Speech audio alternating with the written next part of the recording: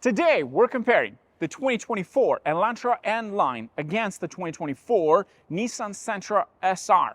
Which one should you buy? That's what we're gonna find out. Let's roll!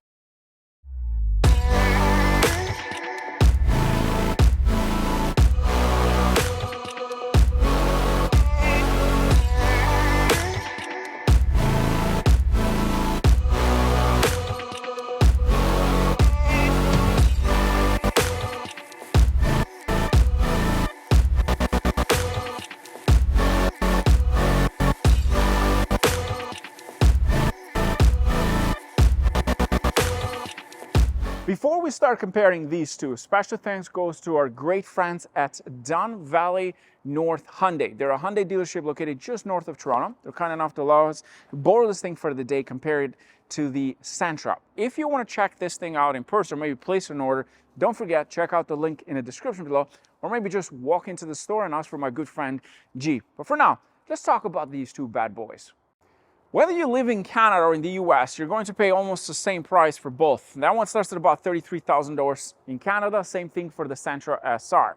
In the US, you're looking at about $28,000 for each one. Now, the difference is in the US, the Sentra SR with a two-tone starts at about $29,000. Not sure why they did that.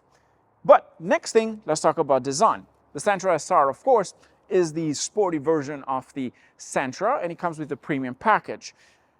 This one comes with the electric blue paint choice in this case, which I'm a big fan. But then you have the blacked out roof, the blacked out mirrors, and the blacked out wheels. These are 18-inch wheels. Accessories on the outside, we have on the door handle for both left side and the right side doors, a button, you press that to lock and unlock for easy access, but you don't get that for the second row doors. Now, if we move to the back side, I love the rear end of the Sentra SR. I'm not a big fan of the single exhaust tip, but that's okay. But overall, the shape, the tail lights, the diffuser, absolutely love what this thing offers. The Elantra Nline has the blacked out mirrors and the wheels. Now, these wheels are new for this year. They're 18-inch and they come with exactly the same tires as the Sentra, the Hankook. And you have the Nline badge located on the left side just to enhance the overall design of the vehicle, which is something you don't get with the Sentra. Now, in terms of the front end, I'm a bigger fan of this than the Sentra. Not the biggest fan of that massive grille in the front, but in terms of accessories, the Elantra Nline has a haptic touch option for the door handle, so you can lock and unlock the vehicle. But then if you move on to the back side, we've got a blacked out spoiler, unlike the one in the Sentra, which kind of matches the paint choice on the outside. And then looking at the diffuser, we have the blacked out diffuser as well with a beautiful finish, two-tone, in this case, aggressive design overall, and you have a twin exhaust on the right side. But here's something that we noticed today. This thing actually sounds a lot better than the 2023 model. It has a bit of that rumbling noise when you just push the throttle. Take a listen to this.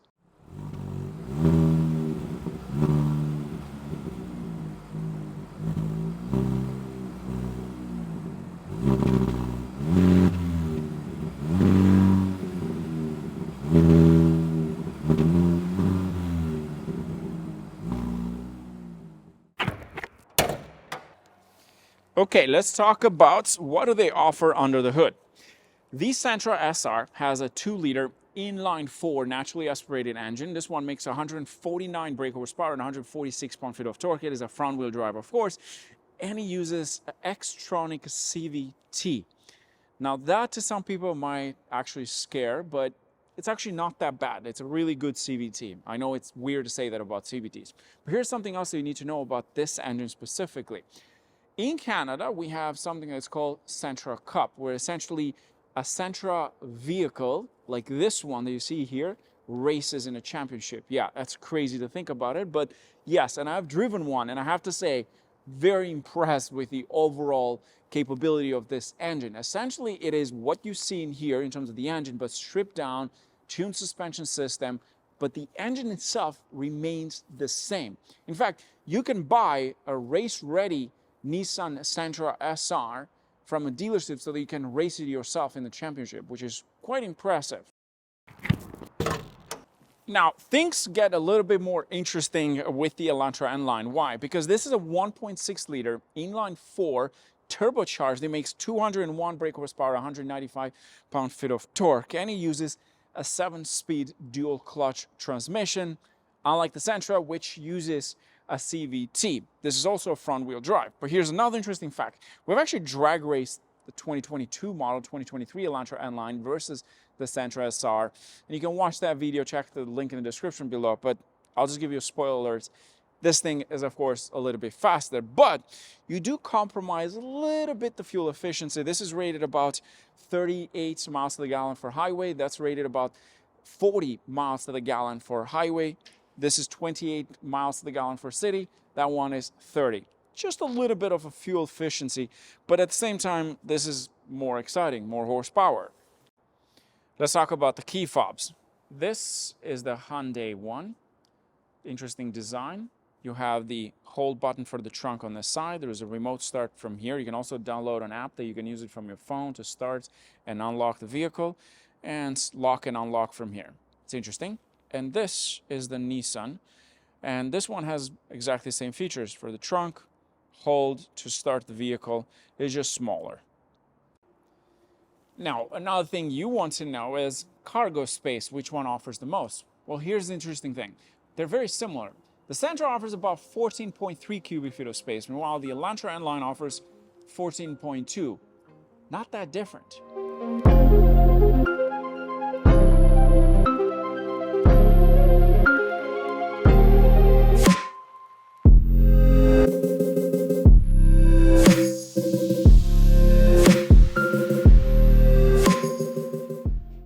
Okay, let's jump into the second row. Let's talk about space. This is the Sentra, second row, and as you can see, there's good enough space in here. There's leg room, head room, a little bit of a headroom because the way this thing is designed. Not bad. I could sit in the back here as a passenger for, let's say, a 3-4 hours trip.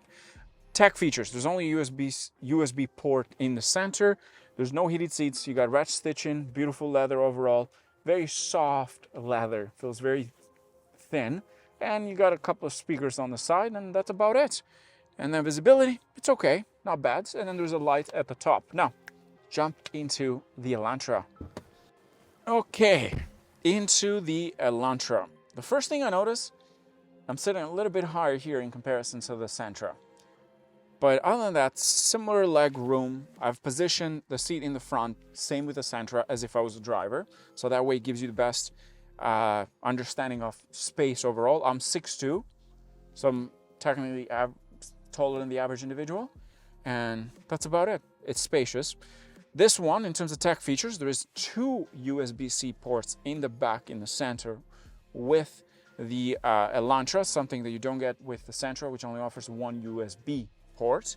Anything else remains very much the same. Now, in terms of the leather, this one is a mix between leather and cloth, and it's got nice stitching as well, red stitching all around, but it's not full leather. In terms of the seats, you can fold 60-40 both the same way, so that it gives you the extra space from the cargo area. There's a light also in here, but it's located right at the front, and visibility overall, it's about the same, and I feel about the same in terms of space as well. Now let's jump into the front, and let's start first with the Sentra. Okay, into the Sentra. First thing, when you jump inside the Nissan Sentra, you realize how basic it is in some ways, and yet it works. And there's a lot of buttons in here, which is nice. Let's start first with the driver's cockpit. It's got a nice steering wheel, flat bottom, nice and grippy. There's no pedal shifters in here because it's a CVT. It doesn't have a digital screen. It's an analog and digital at the same time, but it works. And the steering column is manually adjustable, and that's about it. On the left side, you got some buttons here for your trunk and the brightness and the eco mode, because it has an eco mode. And then let's move on to the center side. Let's start it up. Nissan logo popping up. The screen, this is about 8.5, 9-inch screen. It's a small screen in comparison to what you find in the Elantra, but it does the job. Another thing I notice, it's this sound.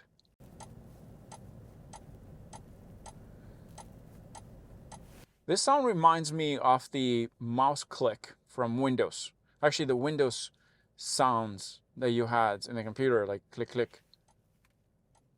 Not sure if it's the same, but it sounds the same. Anyhow, you have Android Auto, Apple CarPlay. You can connect wirelessly your phone here. You can also do through USB ports, and it does come with a Sirius XM. In terms of other tech features, you get a 360 camera with this, which is nice, as you can see, and then the backup camera on this side, and then go back in here.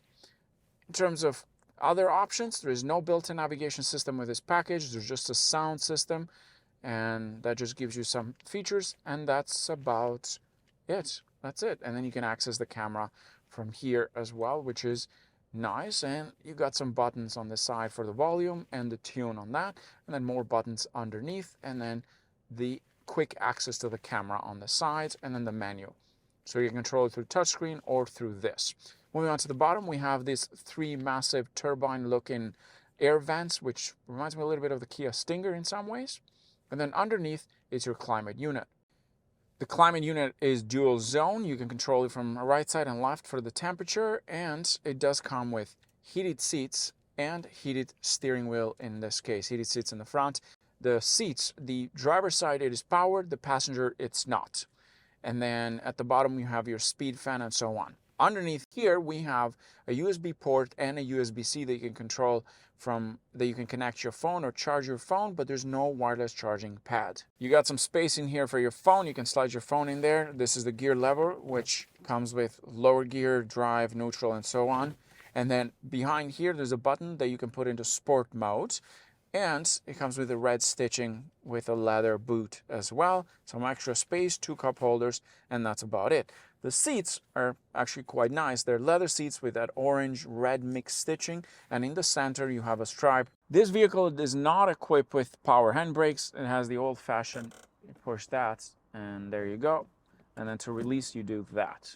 Okay, jumping into the Elantra Nline. The first thing you notice, it is a bit more upscale, more premium feel. What do I say that? Well, there's a massive digital cluster in the center. There's also a massive screen here for the infotainment, which is nice. And then you have buttons as well, which again is super nice. But then you get this glossy finished black. The buttons look a little bit nicer. And then you have the steering wheel, which is also quite nice. You have the N badge at the bottom.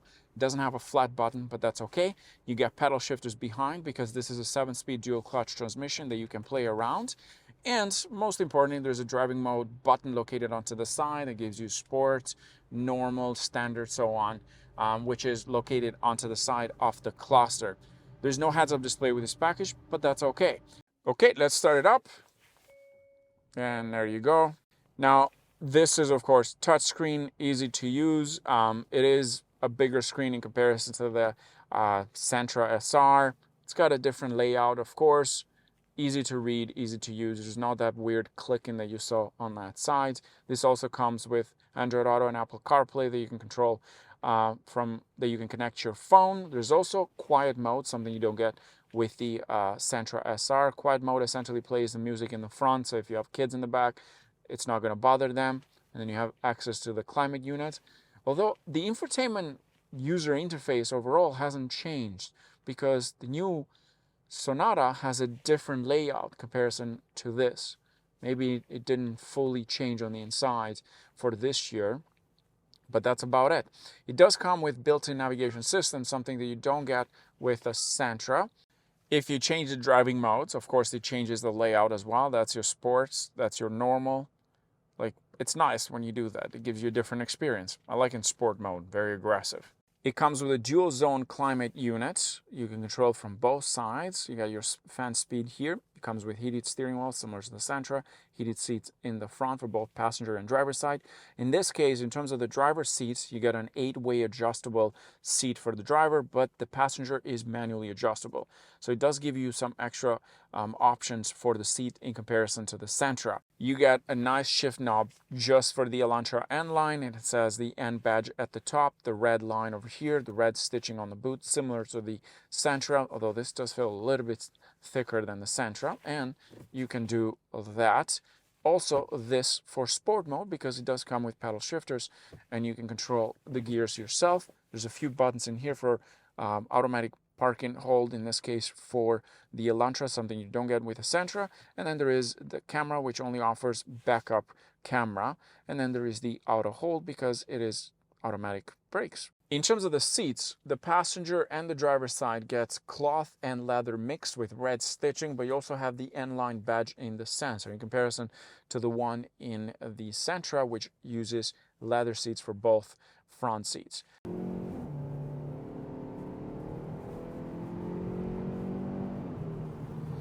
Now let's talk about how do these two cars drive. Now let's start first with the Elantra Nline, the 2024. Gee was telling me that he thinks that the new Elantra Nline drives slightly better and feels faster, and it also has better shifting. Do I notice that? Yes. It also has a more direct steering. The ride is nice. In comfort mode, it's comfortable, of course, and then in sport mode, you feel a little bit of that stiffness. The steering, one thing I noticed in comparison to the Sentra is that it's lighter in comfort mode. It gets heavier in sport mode. In the Sentra, the steering felt a little bit heavier, maybe because of the mechanics behind it. This one feels like an electric steering wheel, which is light, easy to use. I like how this drives. It's got the power. You put your foot down, this thing pulls hard. The CVT in the Sentra doesn't have the same feeling. But remember, that engine is quite impressive because it runs as a race car under Sentra Cup. So it's something that maybe you can tune yourself and make it a little bit more interesting. But if that's the case, why not just go for the Elantra Nline? Another thing I notice is road noise. They're about the same. You do hear the road noise a bit more. Maybe I'm used to driving a luxury vehicle this week, and jumping in this one, you notice the difference between a standard daily car to a luxury car. And this one, you feel a bit of that road noise. Visibility is about the same in both vehicles. Large windows in the back, large windows on the side. They drive about the same in terms of the comfort level. They don't feel that different. One thing I do notice as a driver, it's a bit more roomy in here in comparison to the Sentra, which everything is very close to you. In the Elantra, it's a bit more spread out. That's one thing I notice, the difference in terms of the driving experience as a driver, the driver's cockpit. The steering in the Elantra is very direct. You turn a little bit and then it turns right away. Driver assistant package, well, in this case, we're going to put on lane assist, cruise control is on, set the speeds, and with the Elantra Nline, you get the lane assist, which keeps you within the lane. It sort of drives itself, but you still have to keep your hands on the wheel. You get the same technology with this Sentra. It keeps you within the lane, doesn't bounce you left and right. Very similar technology. Both offer blind spot assist as well. The Elantra has it on the actual mirror, meanwhile the Sentra has it on the side. On the inside, it's a little light that flashes once a vehicle reaches close to you, left or right side. They both offer a sunroof with the option to close it manually, which is nice and handy. The seats are nice and comfortable, both cars. The leather slightly nicer in the Sentra, but overall about the same. To end this video, which one would I take home? Or which one should you buy? It's a tough question. Here's why. They both offer something. It's not like one offers a lot more than the other one. The only thing that the Elantra Nline offers, I think, it's the fact that it makes more horsepower. It's got a 7-speed dual clutch transmission in this case. And I do love the front end of this, but I love the rear end of this. I also love the simplicity of the Sentra's interior. It actually works, and that's the crazy part. In terms of the driving dynamics, I already covered that because I took them for a drive. But they're very similar, not completely different. This is just a bit more, let's just say this is a bit faster, and we've done a drag race. But which one should you buy? That comes down to you, the buyer. Which one do you like? Do you like this car from the outside? Or do you like that car from the inside? That's all about preferences, because both vehicles are great. For me, I would like the Elantra Nline just because it's got a 7-speed dual clutch transmission. It's got a bit of a horsepower, and I love the front end, which is the one that people see the most. The front end, the rear end, nobody cares that much, but the front end is where the focus is most of the time. I like this. but both are fantastic choices.